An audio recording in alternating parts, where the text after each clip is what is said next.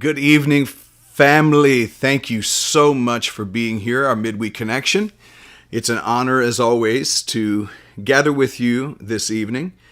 Today is Juneteenth, and as I shared with you during meditation, I wanted to share with us a few things this evening around Juneteenth and really around the struggle and the plight of many of our Black and brown brothers and sisters, and I even want to talk about those terms, some of where those terms came from, why I personally feel like they should not be used anymore, because those terms, white, black, red, yellow, brown, those terms are used to categorize people and put them in certain categories and comparisons. And one of the things that I think is important for us as we grow spiritually is to start to recognize each other on a higher level than that. That's such a low-level way of seeing each other. And I would like to invite us into some thoughts that would move us away from the conditioning around color of skin, around race, and how it has been used, misused, and abused throughout the years. But just a little bit of history for those who are not familiar with Juneteenth. A few years ago, I became familiar with it. I was unaware that Juneteenth was a thing, which saddens me a little because I feel like, and I think that most of you would agree, that at least attend First Unity Spiritual Campus and One Love Consciousness Movement, I feel like that's a very important part of our history that we all should know about.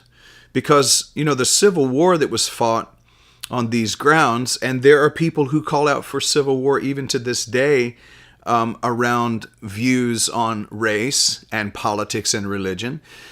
And in order for us to stop repeating history, we need to become very aware of his story and her story, and also aware of our power to write our own new story.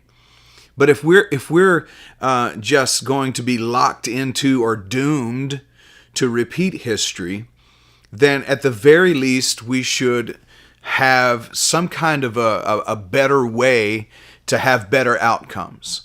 I don't believe, though, we're doomed to repeat history. I just think many of us have because we don't pay enough attention to the story. Once we hear the story, we understand the story, and we see the people in the story, because everyone has a story, I think we can start to build a stronger bond of love and compassion and humanity. Psychologists tell us that one of the reasons that many fascist and authoritarian people throughout time have used nicknames and name-calling and reducing people's humanity is because there's something happens in the mind. If I can get you to believe that somebody is less than human, I can, in many ways, by dehumanizing them, make you feel like it's okay for you to be violent toward them. And so one of the reasons that, for instance, Hitler and his regime would call Jewish people vermin, rats, cockroaches, would talk about exterminating them as you would vermin. Because of that was the science, essentially the psychology that was used, it made it easier for people to be violent toward them, and it categorized people as being animals and made it possible for human beings to create atrocious situations. Voltaire said, "The ones who can lead you to believe absurdities can ultimately lead you to commit atrocities." As One Love Consciousness Movement, we continue to preach the message of love, equality, oneness. I'm wearing my One Love shirt, a different one that I have this week, because I believe we are one love. And when I say one love, I'm talking about we have a connection across the board with every human being on the planet. We are connected irrevocably and eternally in our divine nature with every single individual we come in contact with. And I don't believe people should be categorized in classes. I don't believe there should be a caste system. I don't believe we should rank people based on their race or their language or their culture. And yet, that is what's happened throughout the years, and it needs to stop. And in order for it to stop, I believe if we're going to create a stoppage of that, we're going to have to tell the truth about the whole story. And there are many people who are trying to cover things up now. Government officials, whole administrative groups trying to not trying, but actually succeeding at banning books, banning movies. Listen, I promise you, one of the fast tracks toward creating another opportunity to commit genocide within this country, it's already happening in other countries, to commit genocide and to start to enslave once again and to have those hierarchies take place again. One of the best ways to do that is to, first of all, is to entertain the fool, and then to follow that entertainment with getting rid of intelligence, fighting against it. That's the way they do that, is through fighting against books and fighting against movies and media that will actually bring on education. So you entertain the fools and you ignite something crazy in them. And when you do that, you also at the same time start to reduce the level of intelligence. That's a psychological warfare, and it's taking place in our world right now. But let's look at Juneteenth, because I don't want to get away from the celebration of that by talking about the other things that can sometimes seem a little heavy. Juneteenth is a holiday, and it commemorates the freedom of slaves here in the United States. The name Juneteenth is a combination of the words June, of course, and 19th.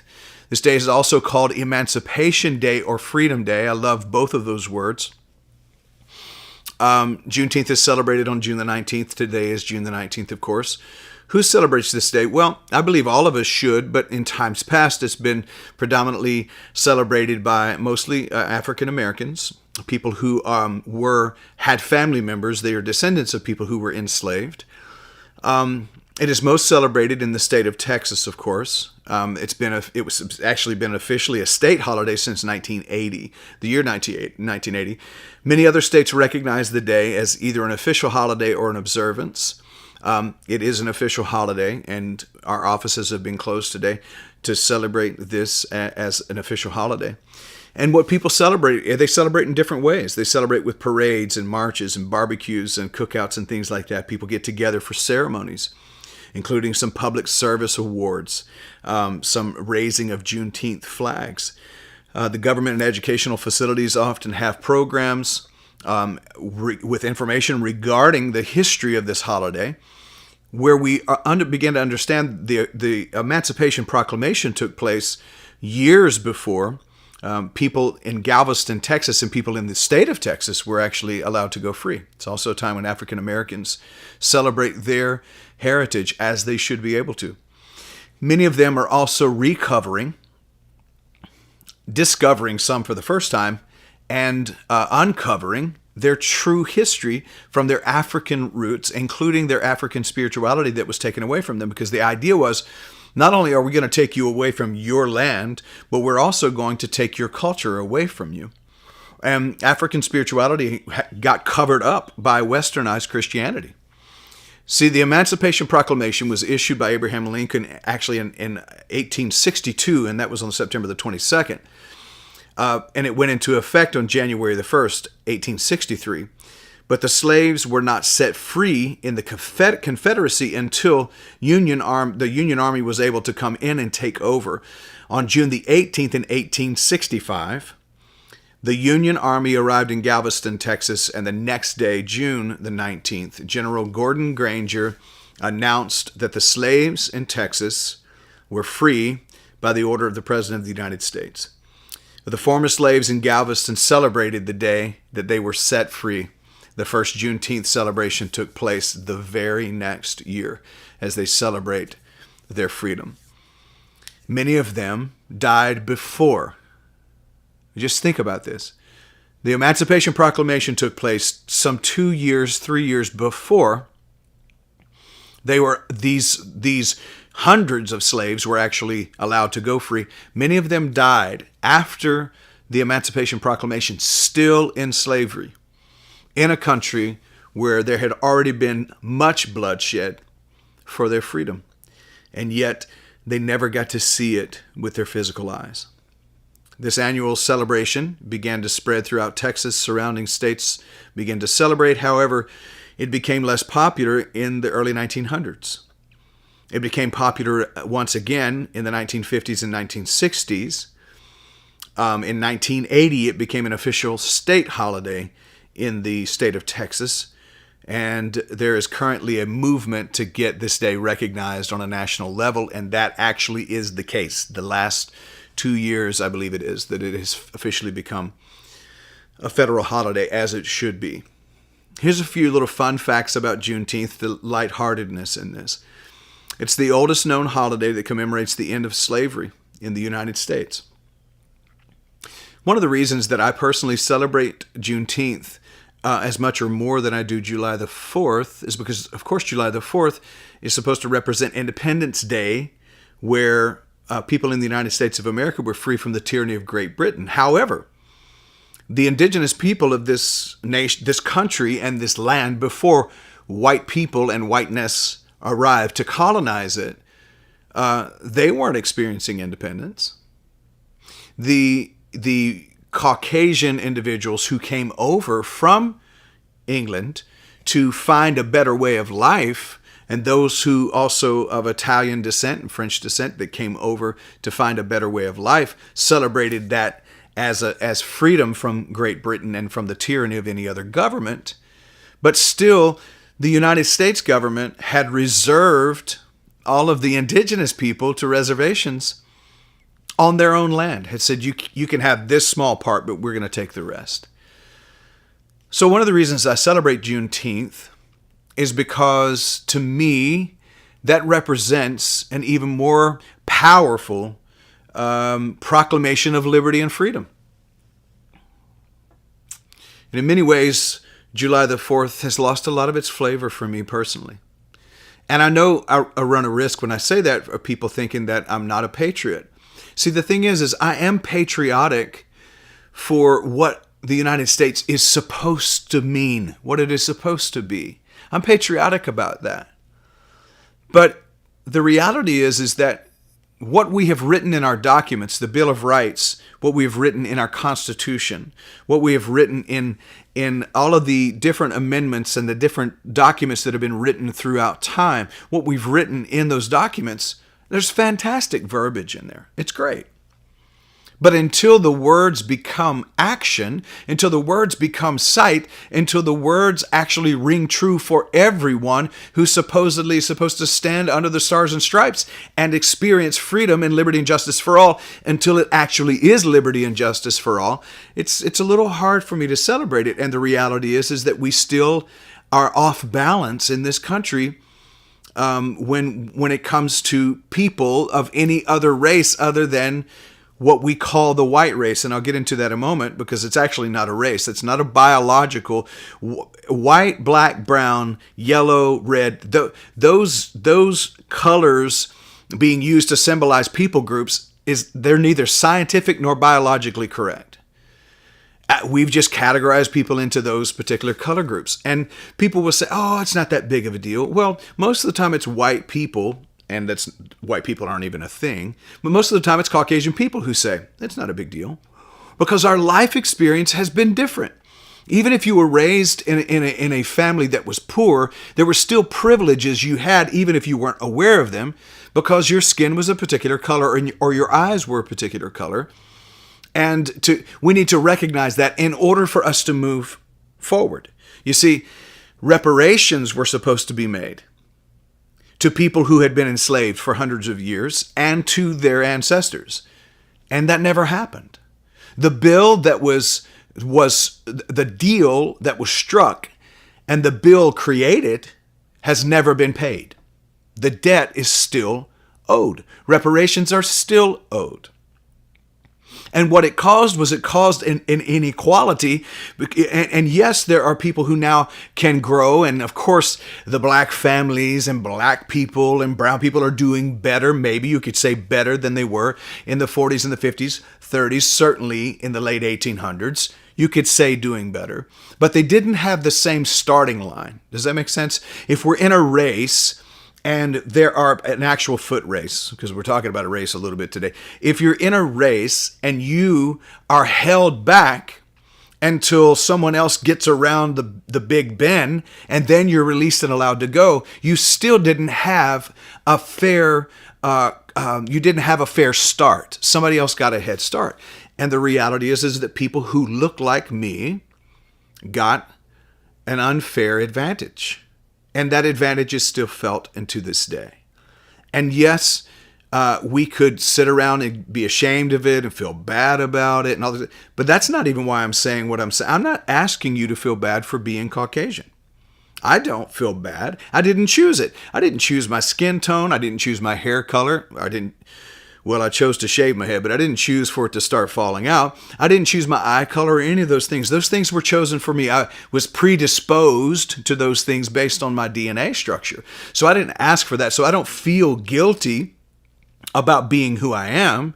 It's another reason, though, that I also don't feel guilty about saying and telling the truth about history so that we can stop repeating it, so that we can get honest and be transparent. And it's time for us to really do that. In order for us to heal, we're going to have to get real.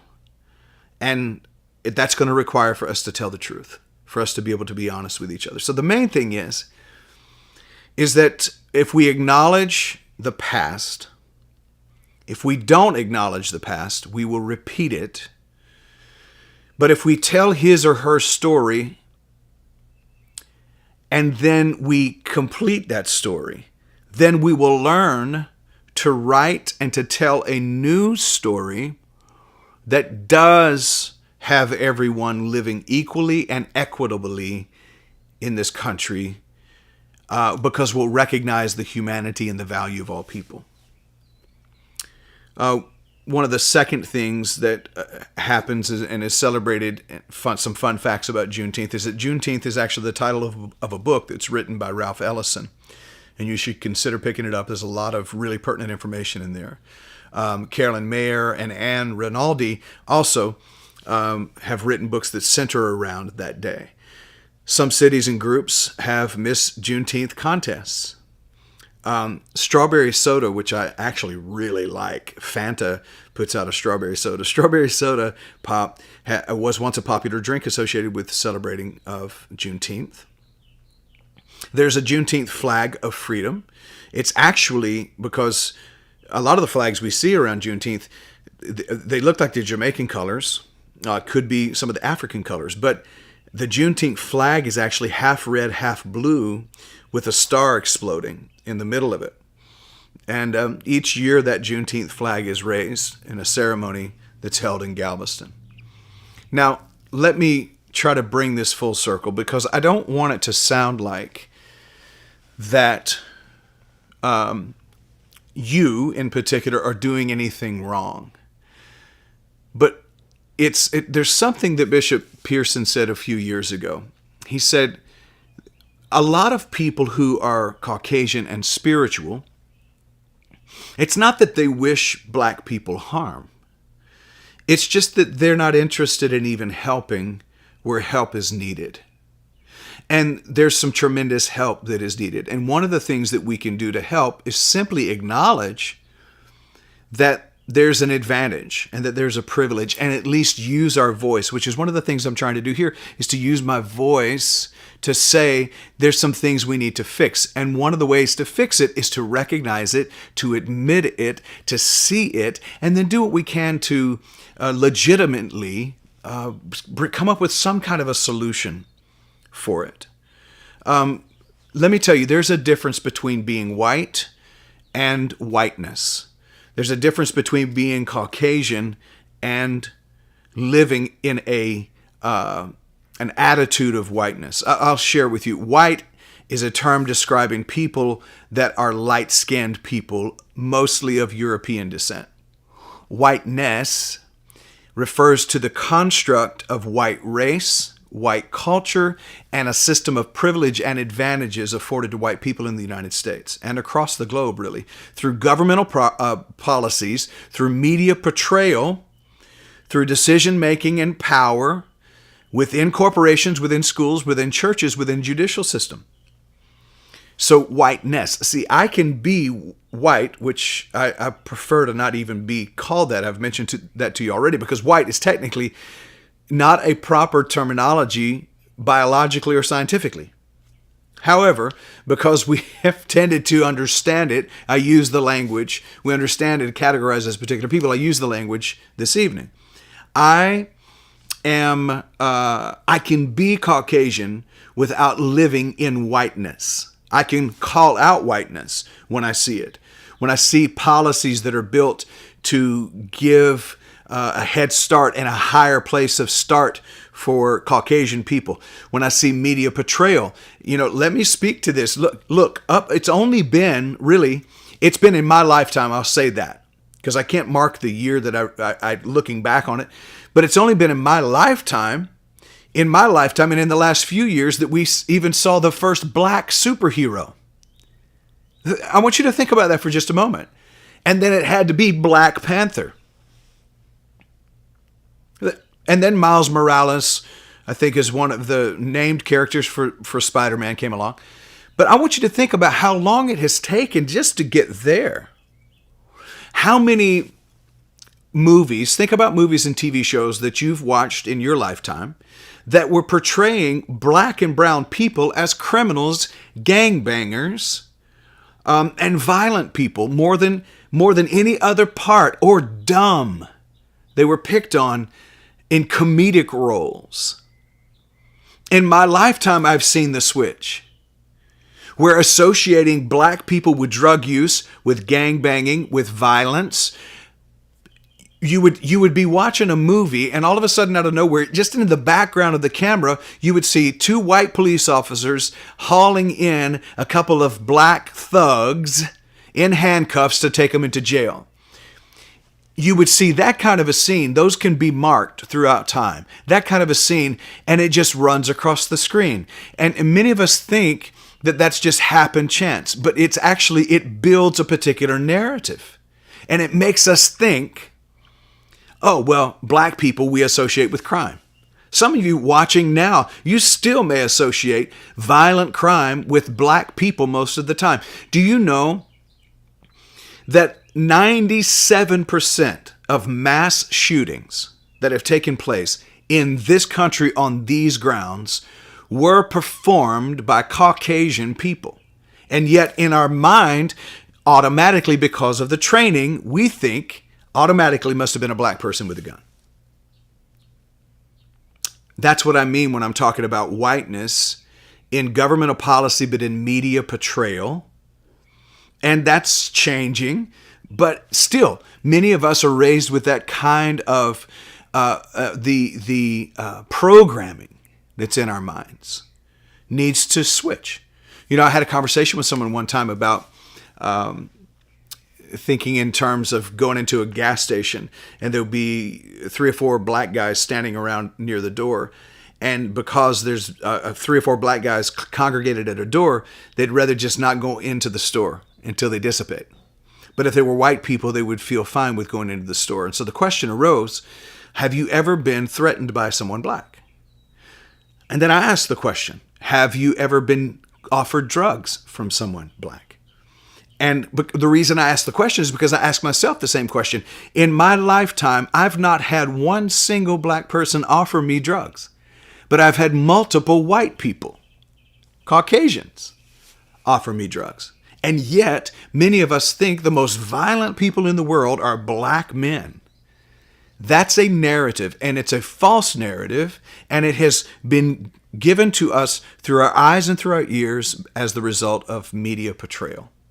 And these are things that are needing to change.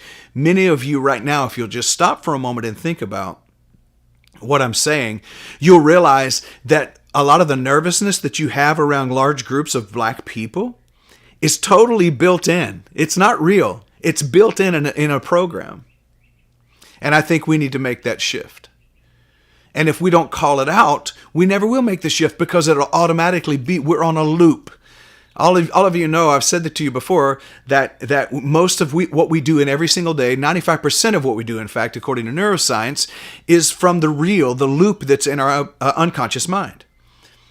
In our conscious mind, we have cognitive abilities to be logical, to rethink, to recreate, to have an imagination. In the unconscious mind, though, that's the computer, the CPU that we're running on. That's the processor that we're running on. And if you have that brain training in the head, it's automatic. We don't see things as they are. We see things as we are. And what I mean by that is how you've been trained to see them. Same thing with color. Your eyes don't actually see color. Your eyes see an image. It brings that image to the brain, and the brain differentiates color. Because the brain has been trained that green is green, red is red, black is black, yellow is yellow, blue, and on and on.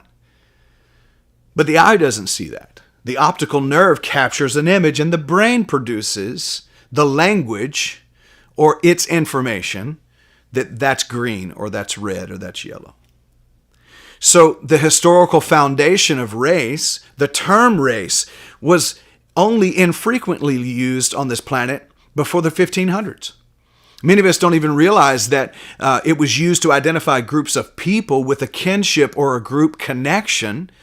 The modern day use of the term is a human invention. When we use the term race, and even the word racism would have never been used until the 1500s. In fact, it wasn't used until the 1700s. Racism was not, because it wasn't allowed to even be used. Nobody even considered it to be an ism. The world got along without race for the overwhelmingly majority of history. Think about that. We didn't have race for the majority of humanity so far. We're in the year 2024. And it wasn't until the 1500s that the word race was even used in only pockets of the world. And yet it's become such a big deal to us. And the majority of our history, it never was even used. Race is a human-invented shorthand term, and it's used to describe and categorize people into various social groups based on characteristics like their skin color, their physical features, their genetic heredity. But race, while not a valid biological concept, is a real social construct. And it's a construction of social orders that gives or denies benefits and privileges based only on the color of the skin, physical features, and genetic heredity. American society developed this notion of race early in its formation to justify its new economic system of capitalism, which absolutely depended on the institution of forced labor, especially the enslavement of African people. To more accurately understand how race and its counterpart, racism, are woven into the very fabric of the American society, we have to explore the history of how race and white privilege and anti-blackness even came to be. So I'm going to be putting up a blog essentially about this. And I want to talk about the invention of race. I want to talk about white identity. I want to talk about the paradox of liberty in our American consciousness. I want to share with you about reconstruction of race. I want to talk to you about the understanding the concept of how race stays alive and racism stays alive. Racial integrity of our laws and our law system. And help us to see some things that we maybe have not seen before, some things that I can't share with you. I don't even have enough time to share with you tonight. But we need to take a look at these foundations in order for us to understand how the house is built. If you're going to take a home or a building, a structure of any sort, and you're going to remodel or build onto it, you have to know the foundation first. And if we don't know the foundation, we're not able to construct something that's architecturally sound. And so I'm inviting us to understand this so that we can begin to architect a more inclusive an understanding world, a more compassionate world, a world that is more inclusive and equal and equitable for all people. Because that actually is the message of the divine. That would be the message of spirituality. Spirituality moves beyond politics. It moves and transcends beyond religion. It transcends beyond the false word race. It helps us to understand our deepest connection with other people and other people groups in that understanding that we are connected to everyone. All of us emanate and we were manifested from the presence of the divine. We all come from the same source. And so the encouragement with some of this information, this is a lot of information this evening, and it's not my typical talk. I know this. But the information that is provided here will hopefully lead to inspiration to get rid of the inflammation of our inequality that brings about violence and hatred toward each other. We need to really learn from our history, from the stories that our moms and dads are telling and our grandfathers and grandmothers are telling. His story and her story needs to lead us to write a new story so we don't continue to build on these false narratives and perpetuate these idealistic ways of being. These ideas need to change. The concepts need to stop conning us. We need to come up with a new conception. We need to birth a new world. We can do it, but we're going to have to face what has already been in order to do that. We need to be able to deal with what we have done so far in order to not repeat it. If you're not aware of where you've been, you won't know whether you've arrived where you're supposed to arrive at or not. You'll just arrive somewhere and there you are. And if you're not really clear about where you left from, you might think you're at the finish line and you're just right back at the start line. So let's become clear. Let's get really clear about what we're saying when we say one love. What we're saying when we say that love is who I am, that gratitude is my attitude, abundance is my nature, well-being is my birthright. Does that include all people? If it does not in our minds, then we need to shift that. The reality is that if we want rights for ourselves, but we don't care if the other people get those same rights, it's not rights that we're wanting, it's privilege we're wanting. I'm going to say that again. If we want rights and privileges for ourselves, rights for our own self, but we don't care if anyone else has access to those same rights, we don't want rights, we want privilege. And so I'm asking us to get honest, to make a decision, and to bring freedom into the world that we live in right now. And by the way, while we're at it, reparations for African American people who are descendants of those who were enslaved. Let's free Congo. Let's free Sudan. Let's free Pakistan, or Palestine. Let's free Palestine. Let's go ahead and do that too. Congo, Sudan, Palestine. Let's bring freedom to them too. Let's stop the genocide. It's happening right now. And America, the United States, is a part of it. We need to correct it. We need to get those things right in order for us to create a more equitable and a more inclusive world. Now, I know that some of these things tonight can cause people to get a little inflamed, can cause some people to feel ashamed. Be careful with that. I go back to the beginning. There's a difference in being white and living in whiteness. There is a difference. I'm not ashamed of being Caucasian. I am who I am. In fact, many of the Irish and the Scottish, when they were first brought over here, they were actually pushed to the side too because they weren't Anglo. See, originally there was different categories of white too, and Anglos were the superior ones, and the Irish and the Scottish were considered of the Celtics, and so the Celts were actually pushed out to the side too. In fact, they were actually called in certain parts of the United States, believe this or not, they were called Negroes turned inside out. Think of the craziness of what has happened throughout time. We need to fix this. We need to face it, and we need to fix it. I'm not asking you to be ashamed of who you are or of your heritage. That's not what I'm asking. I'm asking that if you have a place in a position of advantage and privilege, that you utilize that position to help others up, to give a hand up, to be a support. Can we do that? I think we can. But we'll have to choose to. So on this Juneteenth, let us recognize that if we want to move forward, really move forward, evolve, we're going to need to get involved with the recognition of our entire history so that we can start to tell an authentic and a genuine new story. I don't consider myself to be an expert on this stuff, not in the least.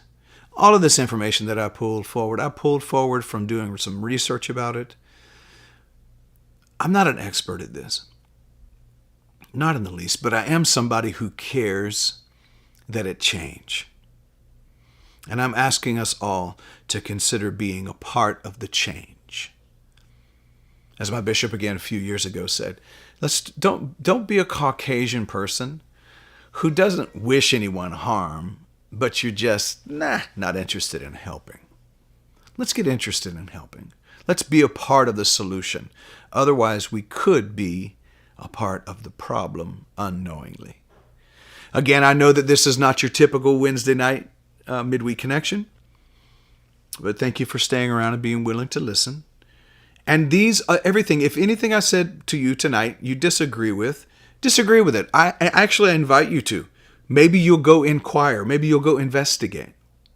See how you really feel about some of the things that were said this evening.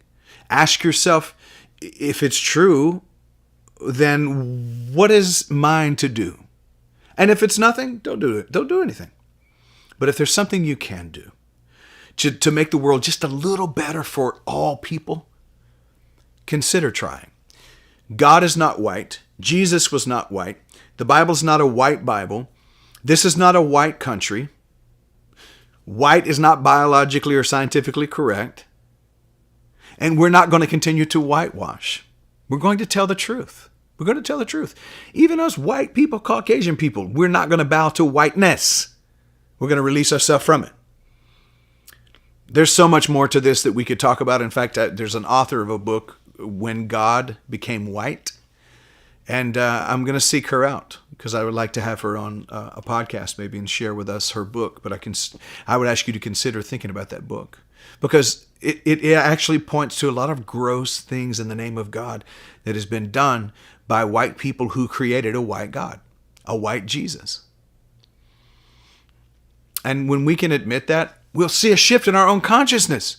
My God, folks, let me tell you something. I'm more free today than I was a few years ago when I was going around with my head in the clouds and not even realizing what was transpiring. The joy in this is, yes, you see the murk in the mire. But the joy in this is that you become free. You expand. Your heart opens. Your mind opens. And it's no longer slammed shut by the privilege and the advantages.